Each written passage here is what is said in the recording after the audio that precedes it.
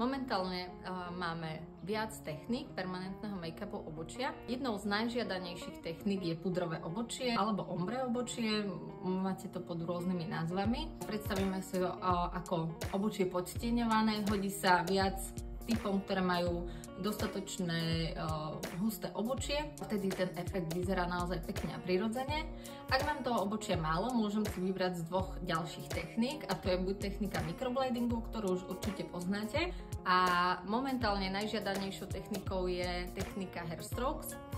Aký je v tom rozdiel? Microblading je technika čepielková, čiže ručná metóda, kedy pokožku jemne narežeme a vpravujeme pigment druhým krokom do pokožky. Hair strokes technika je technika strojová, to znamená permanentným strojom zapracovávame pigment a vykreslujeme realisticky chĺbky obočia.